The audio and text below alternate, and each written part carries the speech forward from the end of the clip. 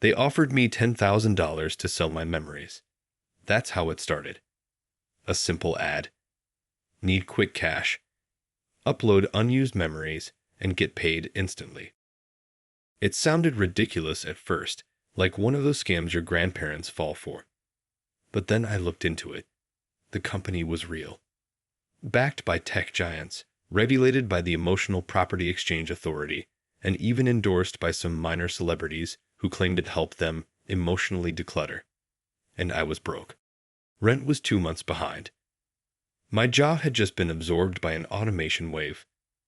I had no savings, and worse, I had no options, so I went to the clinic.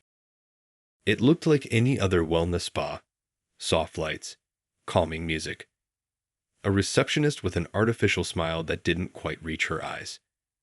She handed me a consent tablet, the kind that requires voice print and iris scan, not just a signature. By agreeing, you allow Mind Harvest to extract and resell selected memory clusters in exchange for compensation. Memories removed are unrecoverable. Unrecoverable. That word should have made me pause. It didn't. Not then. I was focused on the money. I told them to take anything that wouldn't hurt. Childhood bike rides. Birthdays I barely remembered. Old friendships that had fizzled out. A few romantic flings I thought I was over. I figured, why not trade some nostalgia for survival? The session was painless. I sat in a reclined chair while the memory indexer scanned my hippocampus.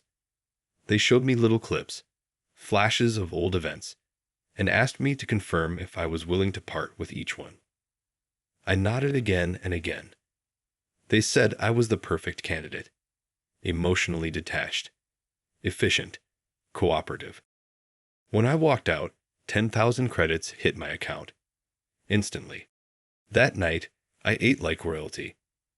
Real food, not supplements. I even laughed, thinking maybe I'd found the hack to beating the system. Selling the past before the future. But the next morning, I didn't recognize my reflection. I mean, I knew it was me. The basic shape. The voice. But something behind the eyes was missing. Like the engine was still running, but some gears had been pulled out and quietly disposed of.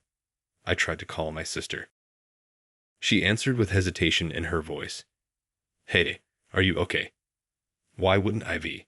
I asked. She said, you missed Mom's anniversary yesterday. We always light a candle together. You've done it every year since she died. I froze. Since who died? Silence. She didn't yell. She didn't accuse me. She just started crying. That was the first time I realized what I'd lost wasn't just a memory. It was part of my foundation. And it was just the beginning. Before I tell you how bad it got, ask yourself this. If you could sell your happiest memories for a price, would you? Hit like if you'd hesitate. Subscribe to 205X Stories if you know some memories are worth more than money. And stick around, because by the end of this story, you'll see why forgetting can cost more than you ever imagined. A week later, I forgot my neighbor's name. Then my own birthday. I tried to retrace the deletion forms, but the company had wiped every trace. For your emotional safety, they said. We remove the neural shadow of all extracted memories. But emotions don't vanish just because you don't remember their origin. They fester, confuse, haunt. I started dreaming about people I didn't know, places I couldn't name. I felt phantom nostalgia for moments I could no longer picture. It was like watching reruns of someone else's life and feeling sad for a stranger. I contacted Mind Harvest, begged for some kind of backup, a file, a folder, anything. They said, you agreed to full transfer of memory rights. Your past is now private property. I asked, who bought them? They said, we can't disclose that. Then came the worst part. I saw it, one of my memories, online, a viral clip titled, Real First Kiss, 2003, Candid Memory Stream.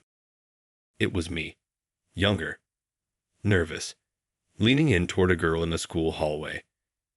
I remembered the emotion as I watched it, but not the girl, not the context, not the meaning, and the comments.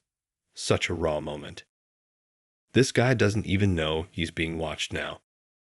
Wish I could feel that kind of love again. Thousands of views, millions even. People were sharing my most personal moments as entertainment, and I didn't even know who I had been in them.